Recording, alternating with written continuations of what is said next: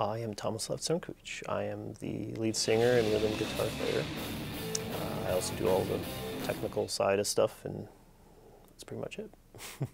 So I'm Jacob Wright. I'm the lead guitar player, and I write most of the lyrics. My name's Dave Crnkovic, and I am the drummer in the band. My name is Alex, and I slap at the bass. I play the 5-string fretted and fretless, and also the NS stick. Calgary-based progressive metal band Viathyn was formed in 2006, and soon after set to work writing their first album, The Peregrine Way, which was released in 2010. They have now been recording their second full-length album, titled Cynosure, at Perfect Fifth Audio Architects, and wanted to give some insight to the album, as well as a quick behind-the-scenes look into the process of recording. The dictionary definition of the word cynosure kind of points towards a focal point or a guiding light or a source of inspiration. And we've used it in a slightly different context in the way that we wanted to illustrate a group of people coming together. Take that as more of a humbling sense of the word cynosure instead of like a self-aggrandized sense of, oh, look at me, I'm the source of inspiration, people should pay attention to me. That's not really what I wanted to go for with it. We take a lot of themes from books and fiction. There's a few nonfiction references as well, but a lot of it's fiction-based. We like talking about mythology and just a lot of cool things that you can really expand on lyrically if people care. I think the sound has changed quite a bit. It's more of a progression than a change. I believe we're just like, everyone, is getting better at their instruments. We're learning how to write songs better, I think. Like, it's just, all the songs are flowing better, the entire album flows better. So I think it's just, all our ideas that we already had in the first album, just a little better. I think it's just a step up. So we've changed our sound, I guess, to reflect our changing tastes. As well, we do take criticism to heart a little bit. I mean, not to heart to get all sad about it, but to see what we can do to I don't know, I guess appeal to our target audience more. And that was a very minor part in our change. We've gotten a lot heavier. We're toying with a lot of death metal influence. We're going to be having some guest death metal vocals on the album.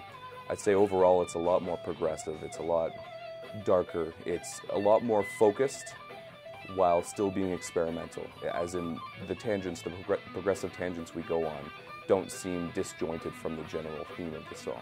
I think it's more focused, but we're exploring grounds that we've never been down before, and so I think it's pretty exciting, but anyone expecting a power metal album, they're not going to get it.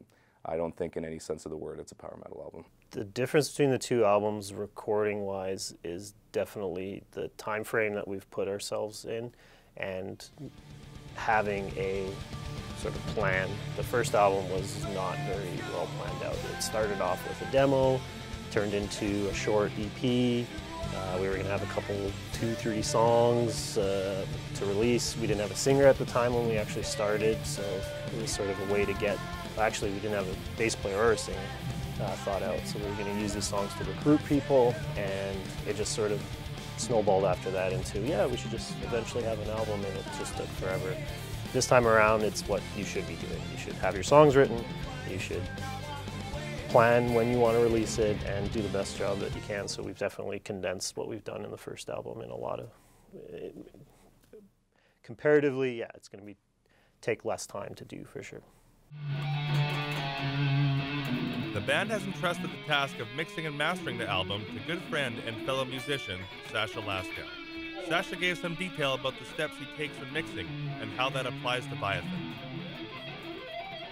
Different genres of metal definitely get different treatments, just things might be less or more prevalent, like keyboards, for instance, with Viathyn, are going to be a huge part of it, whereas with other bands they might be a background thing.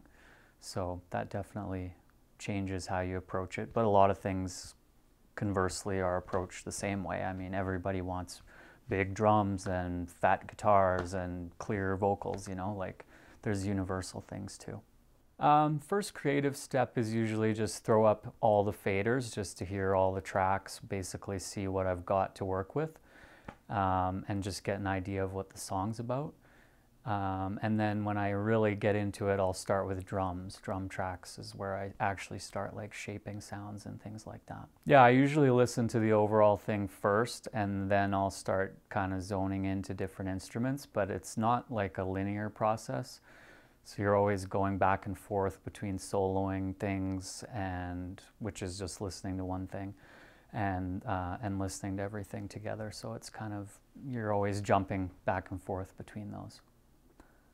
I enjoy just the creative parts, like once you have your basic tones and everything sounding decent, then you can really get creative with things like special effects and automation, and like just kind of bringing it to life more so than trying to fix something.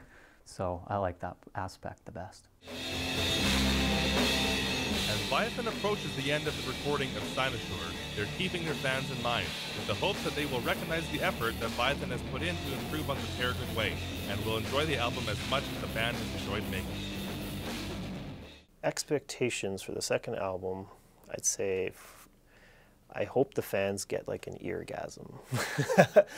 Hopefully the fans can look forward to a progression in the band, both the sound, sonically, how the album is being recorded, as well as our own abilities and our own kind of skills, because we've been, playing for a lot longer now.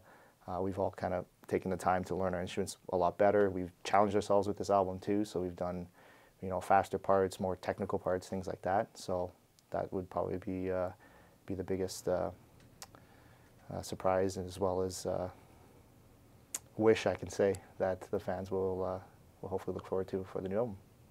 You get away with a bit on your first album as sort of, people just expect it's a new band, first album, you can do whatever. And second time around, they're probably going to be a little more critical. So I think we've answered those questions, hopefully, and we'll see when it comes out.